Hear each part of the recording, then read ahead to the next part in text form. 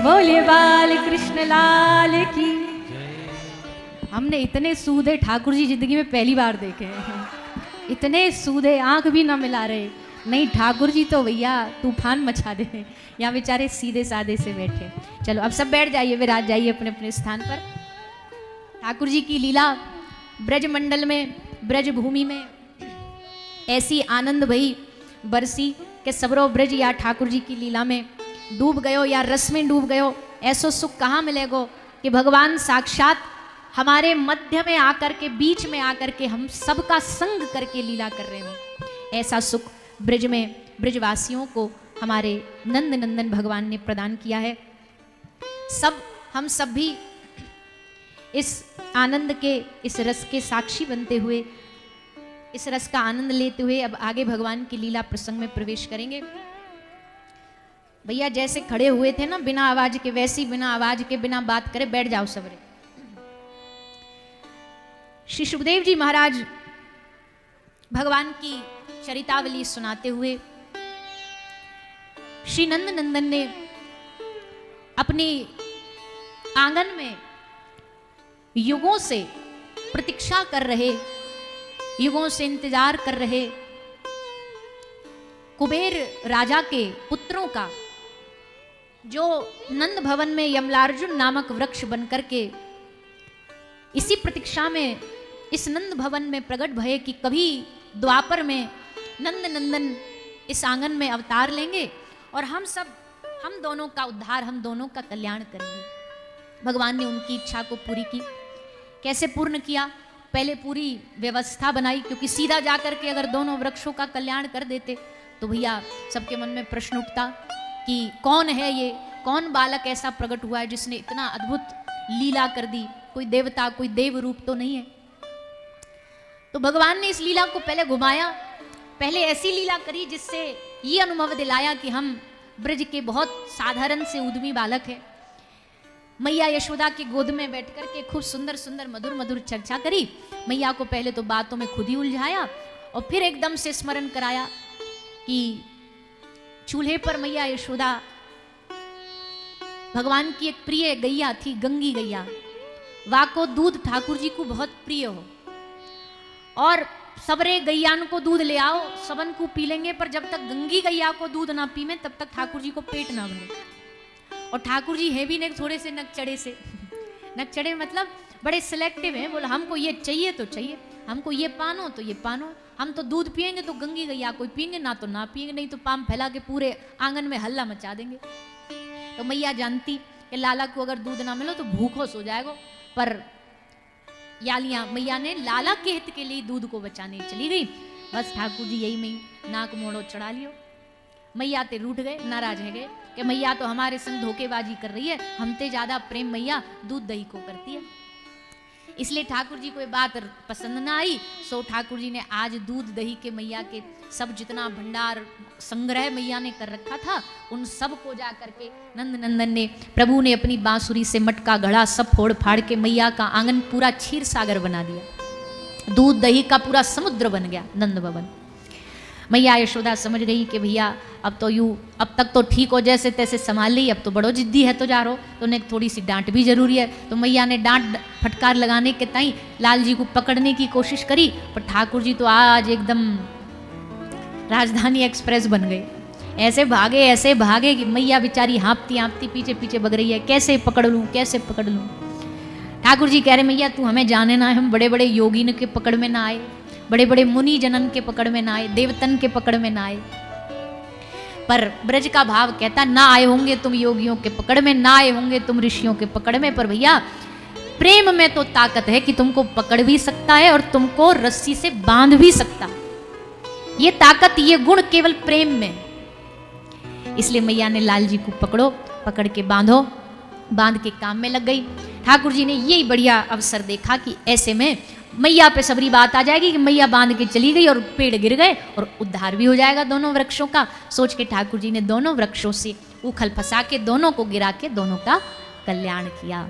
बड़े ब्रजवासी घबराते घबराते आए, सबने लाल जी को पकड़ा, अरे राम राम राम, अरे मैया ये तेनो खा कर दियो, लाला को बांध दियो। ठाकुर जी कहते हाँ अब तक तो हमको डाउट हो 50-50, दाऊ दादा बोले कि तू मैया को लाला ना आए तो को मैया रोटी आधी रोटी में मांग के लाई, पर आज तो ठप्पा लग गए हो या बात पे। आज तो बात पक्का कन्फर्म ही है गई है कि हम तो नहीं है मैया के लाला। मैया के लाला होते तो ऐसे ना हो, तो ऐसे ना करती मैया हमारे संग। तो ठाकुर जी आज मैया तनिक से रूठ गए, नाराज हो गए। और रूठना मनाना ये तो ब्रज में चलता ही रहता है। कभी ठाकुर जी रूठते हैं, कभी मैया रूठती है, कभी गोपी रूठती है। भगवान जानबूझ करके आनंद देने के लिए लीला करते। एक दिन नंद बाबा भोजन पा रहे थे, लाल जी भी संग बैठे गोदी में। नंद बाबा भोजन पाते पाते नंद बाबा हरी मिर्ची खा रहे। अब लाला को तो मीठो मीठो खवा में, माखन मिश्री खवा में, बढ़िया बढ़िया मिष्ठान खवा में। अब हरी मिर्ची को देख के लाला बोले बाबा ये कहा है? बाबा बोले लाला तेन ना, तू छोटो है, अभी बड़ो है जा, तो ये तो ताता है। जब बोलते ना अपने छोटे बच्चा को समझाने के लिए, ओ ताता है, ताता लग जाएगी। तो ऐसे ही ठाकुर नंद बाबा समझा रहे, तो ताता है याकू मत कहियो। ठाकुर जी तो अब इनकी आदत तो आदत ही है, एक बार जा चीज को मना कर दे बात तो जरूर करेंगे।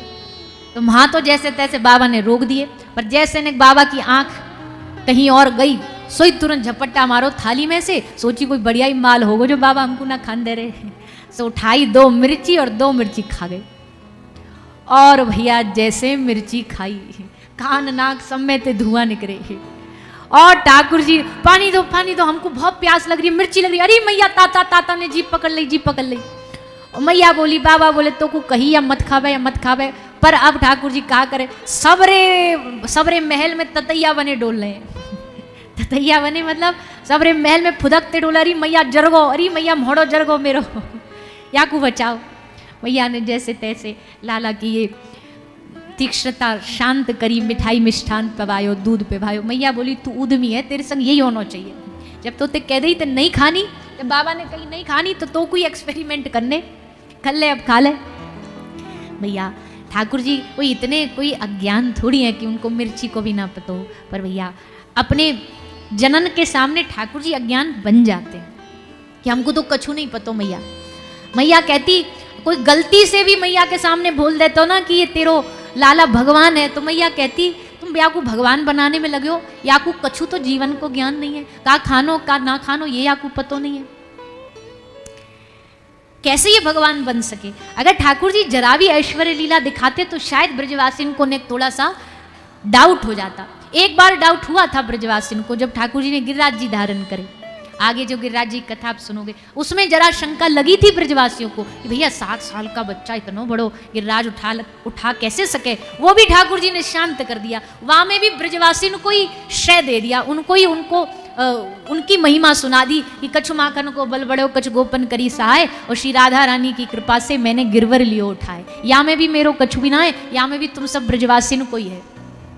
ऐसे ठाकुर जी सबको श्रेय दे करके अपने आप को सब ऐश्वर्यों से विमुक्त करके ब्रज में रहे।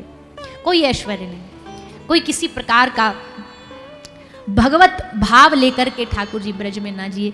इसलिए हम बार बार कहते भैया भगवान को भगवान मानो, बहुत अच्छी बात है, पर इससे ज़्यादा अच्छा अगर आपको रस लेना है ना तो भगवान को भगवान नहीं मानो, भगवान के साथ कोई संबंध बनाओ।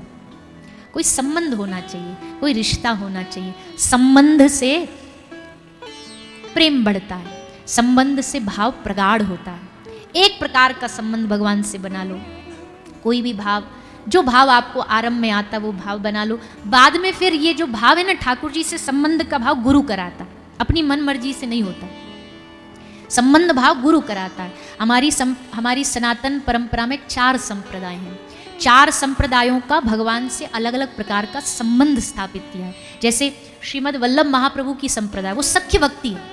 सूरदास जी भगवान को सखा मानते थे, कुंभनदास जी सखा मानते हैं, वो सख्य भक्ति है। श्री संप्रदाय है, उसमें ऐश्वर्य भक्ति है। गौड़िया संप्रदाय है, इस संप्रदाय में माधुर्य भक्ति है। माधुर्य भक्ति का मतलब होता है ठाकुर जी ना तो बेटा है, ना ठाकुर जी हमारे पति हैं, ना ठाकुर जी हमारे माता पिता हैं, ठाकुर जी क्या हमारे प्रियतम हैं। प्रियतम भाव होता है, मंजरी भाव होता है, और उसी भाव के अनुसार फिर व्यक्ति व्यवहार करता है। जो हमारा किसी से संबंध होता है उस संबंध के हिसाब से हम किसी के साथ व्यवहार करते हैं।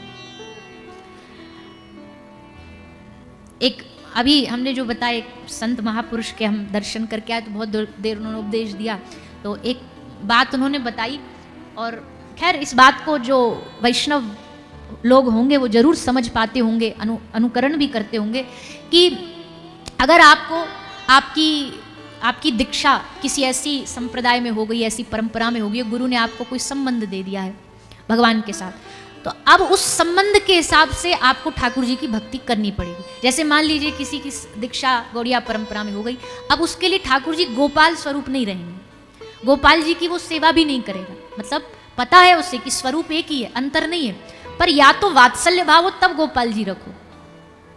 बहुत समझदारी वाली बात है ये, बहुत गुरु कृपा से ही समझ आएगी। क्योंकि अपने भारतवर्ष में मुझे लगता है 100 में से 95% लोगों के घर में लड्डू गोपाल जी जरूर होते हैं। गोपाल स्वरूप सबके घर में होता है। अगर गोपाल जी रखते हो तो फिर उनकी सेवा, उनका भाव आपके हृदय में बालक जैसा ही होना चाहिए। फिर उसमें प्रेम तत्व नहीं आएगा, माधुर्य तत्व नहीं आएगा, फिर वात्सल्य तत्व ही रहना चाहिए। और अगर प्रेम तत्व आया, अगर गोपाल स्वरूप में, तो वो रास नहीं करेगा। पर इस विषय बहुत गंभीर विषय है, क्योंकि इसको समझना किसी महापुरुष की शरणागति में बैठ के ही समझा जा सकता है। पर हम आपको साधारण तरीके से इतना ही समझा सकते, एक संबंध बनाइए ठाकुर जी के साथ। वात्सल्य है तो फिर बालक ही समझिए, फिर उनके साथ आपके सब व्यवहार, सब आचार, सब विचार वात्सल्य भाव की होने चाहिए, माता स्वरूप ही होने चाहिए।